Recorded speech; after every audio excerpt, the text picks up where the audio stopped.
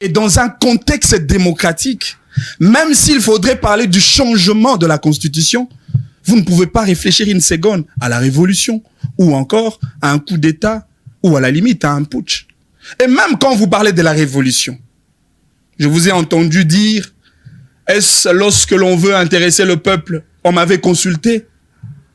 Est-ce que cette révolution que vous avez évoquée, pensez-vous que tout le 100 millions de Congolais seraient dans la rue ou dans cette démarche de la révolution pour abroger la Constitution? Je ne pense pas. Aujourd'hui, nous sommes dans un contexte, pas d'une démocratie directe. Vu la floraison de la population, nous sommes dans un contexte d'une démocratie représentative.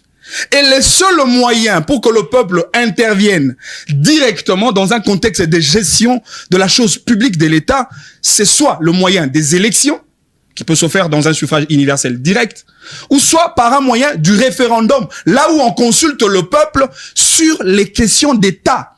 Il vous reste 1 minute. Il a parlé de vide juridique, j'ai même entendu, Monsieur le Président, répondre la même expression. Le vide juridique en droit n'existe pas, Monsieur le Président. Il faut parler du vide légal, ou à la limite, du vide constitutionnel.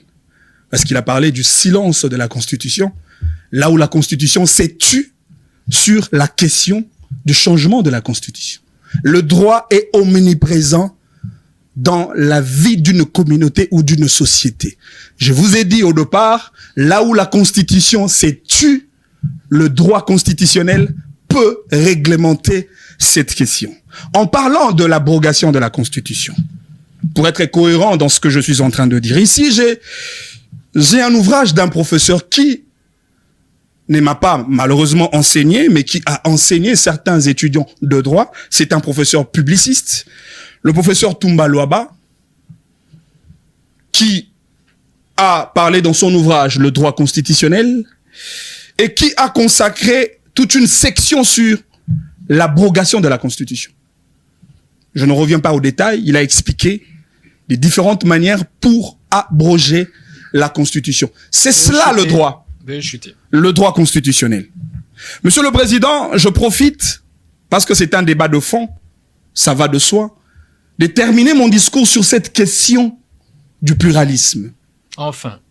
Je reviens encore, Monsieur le Président. La dictature d'opinion n'est pas un credo pour le Parlement des étudiants. On accordera à M. Pius-Romain autant. Nous sommes très d'accord qu'avec les systèmes politiques consacrés, orientés essentiellement sur la gestion de partis politiques, nous avions quitté de la démocratie, qui est un pouvoir du peuple, par le peuple et pour le peuple, à shifter vers une particratie, une forme d'un système politique consacré entre les mains des partis politiques et même qui détermine l'avenir et le sort du pays.